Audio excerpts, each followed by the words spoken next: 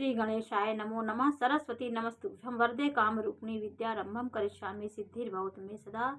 शिव शक्ति को coat coat प्रणाम। मेरे श्रोतागणों, आज मैं आपको रामायण की कुछ सिद्ध हुई चौपाइयों के बारे में जानकारी दे रही हूँ कि जीवन में जिस भी प्रकार का दुख है उसको दूर करने के लिए रामायण में ऐसी ऐसी चौपाइयाँ हैं।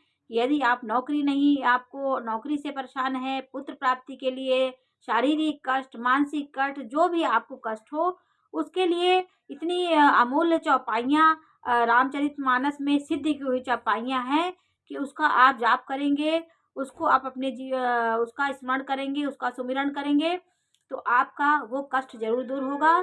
तो आपके दुखों से संबंधित चौपाइयाँ भी रामचरितमानस में बताई गई हैं। देखिए, जब हम दुखी हों, हमारा शरीर अरोग्य हो, हमारे शरीर में रोग उत्पन्न हो, हम कष्ट में हैं, वैसे भी आप इन चौपाइयों को अपने जीवन में जरूर उसको पढ़ें कि जैसे दैहिक दैविक भौतिक तापा राम राज नहीं काऊ व्यापा। तो दैहिक देह से संबंधित भौतिक जो भौतिक समस्याएं हैं इसका कष्ट, और दैविक जो दैविक आपदाएं आती हैं संसार में उत्पात मचते हैं, तो दैहिक दैविक भौतिक ये ताप रामचंद्र जी के राज में नहीं थे। उनका राज हर तरह से सुखमय था और फल प्रदान कर रहा था। तो दैहिक दैविक भौतिक तापा राम राज नहीं काऊ व्यापा, इस तरह की तकलीफ, इस तरह के कष्ट किसी को नहीं थे।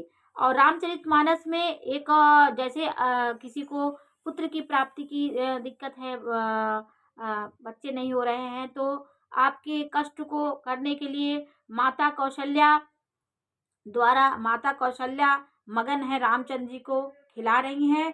तो प्रेम मगन कौशल्या निस दिन जात न जान, प्रेम मगन कौशल्या निस दिन जात न जान, सुत स्नेह बस माता बाल चरित कर ज्ञान। मतलब वो रामचंद्र जी के प्रेम में, रामचंद्र की स्नेह में इतना मग्न हो गई हैं कि कैसे उनका दिन कट रहा है, कैसे उनका दिन एक एक दिन निकल रहा है, उनको इसका आभास ही नहीं हो रहा है। और ये माता का स्नेह वाला ये दोहा है, ये आप इसको भी पढ़ सकते हैं। तो विद्या प्राप्ति के लिए हम जब रामचंद्र जी लोग गुरु के आश्रम में जा रहे थे तो विद्या कैसे उन्होंने वहाँ विद्या क्षण भर में और थोड़े समय अल्प समय में उन्होंने विद्या प्राप्त की और प्रकांड ज्ञान उनको आ गया। तो विद्या प्राप्ति के लिए ये दोहा है, गुरु ग्रह पढ़न गए रघुराई, गुरु ग्रह पढ़न गए रघुराई, अल्प काल सब विद्या पाई। इस मंत्र को विद्यार्थी को पढ़ना चाहिए। तो आपको भी थोड़े समय में आपको अभी जो ही स्मरण किए रहेंगे वो बहुत जल्दी आपको विद्या प्राप्त हो जाएगी। तो ये सब चीज़ें आप मन से ध्यान से इन सब चौपाइयों का स्मरण करें। और नौकरी के लिए जीविकोपार्जन में समस्या आ रही है, आपकी कोई भी व्यवसाय आप करें उसमें आपको सफलता नहीं मिल रही है, नौकरी नहीं मिल रही है, तो आप ये दोहा कह सकते हैं कि विश्व भरण पोषण कर जोई, विश्व भरण पोषण कर जोई, और ताकर नाम भैल अस होई। तो विश्व भरण मतलब संसार का भरण पोषण करने के लिए जिसका नाम, प्रभु का नाम आप जपें तो आपका विश्व भरण मतलब संसार का भरण पोषण, तो ये जीविकोपार्जन के लिए ये मंत्र आप कह सकते हैं। लक्ष्मी प्राप्ति के लिए जिम सरिता सागर महु जाई, जिम सरिता सागर महु जाई, यद्यपि ताहि कामना नाही। जिस तरह सरिता सागर में चली जाती, उनका कोई कामना नहीं होती, कोई इच्छा नहीं होती है, वो अपने आप प्रवाह से बहती रहती हैं। तिम सुख संपत्ति बिना ही बुलाए, उनको संपत्ति बिना बुलाए आ जाती हैं। धर्मशील पहि जाहि सुभाए, धर्म पे चलने वाले, शील स्वभाव मर्यादा आचरण से ये सब करने वालों के यहाँ कि उसी प्रकार ये सुख संपत्ति सिद्धियां अपने आप चली आती हैं। जो धर्म कर्म अपने मर्यादाओं का पालन करके अपने संसार को चलाता है, उसके लक्ष्मी और अपने आप आ जाती हैं। जिस तरह सरिताएं बिना अनायास ही सागर में मिलती रहती, उसी प्रकार उस व्यक्ति को इसकी कोई परेशानी नहीं होती है। तो ये सब चौपाइयाँ दोहे हैं। और अब मैं आपको रामचरितमानस का एक ऐसा 8 चौपाई का ऐसा आपको एक मंत्र है। एक दोहा के बाद अयोध्या कांड में एक चौपाई है।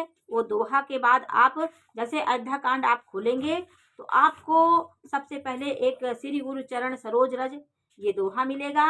उसके बाद श्री गुरु चरण सरोज रज निज मन मुकुर सुधारी वरनउ रघुवर विमल जस जो दायक फलचारी। तो ये वाला मंत्र आपको ये दोहा मिलेगा। उसके बाद आपको 8 चौपाइयाँ मिलेंगी।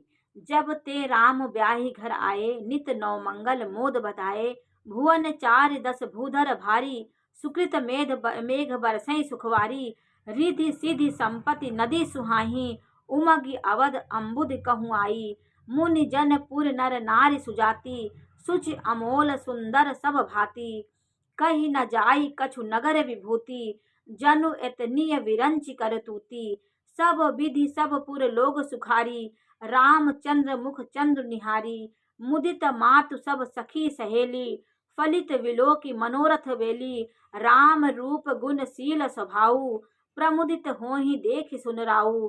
ये चौपाई 8 चौपाई है। इसको आप अपने जीवन में आप सुबह के समय जब आप पूजा पाठ करते इसके बाद ये चौपाइयाँ जब आप पढ़ने लगेंगे तो आपके यहाँ भी मंगल आपके यहाँ सुख आएंगे मांगलिक कार्य होंगे। जो भी आपके मानसिक तनाव जो भी दुख आर्थिक शारीरिक जो भी आपको कष्ट है इन चौपाइयाँ ऐसी सिद्धि हुई चौपाइयाँ हैं। इसको आप पढ़ें कि इसमें ये बताया गया है कि रामचंद्र जी जब विवाह करके जनकपुर से अयोध्या को आए थे तो लक्ष्मी नारायण के रूप में दोनों सीता और रामचंद्र जी का अयोध्या में प्रवेश हुआ। और प्रवेश के बाद वहाँ पे कैसा वातावरण हुआ कैसे पूरा ब्रह्मांड पूरा 14 भुवन कैसे सुख में हो गया कैसे संसार में खुशियाँ आने लगी क्योंकि राम और सीता दोनों लक्ष्मी नारायण विष्णु भगवान और माता लक्ष्मी के रूप थे। तो जब वो विवाह करके आए तो दोनों एक हो गए। और फिर उसके बाद नित नौ मंगल हो रहे थे अयोध्या पूरे संसार में खुशियों का 14 भुवन पर्वतों पर पूर्ण रूपी मेघ सुख रूपी वर्षा कर रहे थे। और रिद्धि सिद्धि संपत्ति सब अयोध्या में पूरे संसार में आ रही थी। नदियाँ उमड़ घुमड़ के वो भी खुश थी प्रकृति भी खुश थी और नर नारी पुरुष जाति सभी लोग इतने प्रसन्न थे कि सब लोग अपने खुशियों का अपने सुख सुविधाओं में इतने वो थे कि हर दिन नए नौ मंगल हो रहे थे। और कहीं न जाति कछु नगर विभूति मतलब नगर में इतनी सुंदरता थी इतना ऐश्वर्य हो गया था कि उसको ब्रह्मा जी भी नहीं कैसे तो शारद उसकी इतने मतलब सरस्वती भी उसको कहने में अक्षम है। ब्रह्मा जी जितनी कलाकारी करते हैं जितना भी उनके ब्रह्मा को सृजन करते हैं वो सब अयोध्या में आ गया था। तो और माताएं सखी सहेलियां सब मुदित मन से सब प्रमुल्लित थी। हर एक प्राणी इतना खुश था कि राम जी के रूप गुणशील और स्वभाव को देखकर राजा दशरथ बहुत आनंदित हो रहे थे। तो ये चौपाइयाँ आप पढ़ने से आपको बहुत खुशी होगी आनंद मिलेगा। इसको आप रोज इस चौपाई का जाप करें। अयोध्या कांड के तुरंत बाद ये चौपाइयाँ आप जब भी रामायण खोलेंगे अयोध्या कांड के बाद ये आपको 8 चौपाइयाँ मिलेगी। श्री गुरुचरण सरोज रज के बाद जो 8 चौपाइयाँ हैं उसको आप स्मरण करिए तो आप इसका फल बहुत जल्दी आपको बहुत खुशियों का आभास होगा। नमस्कार।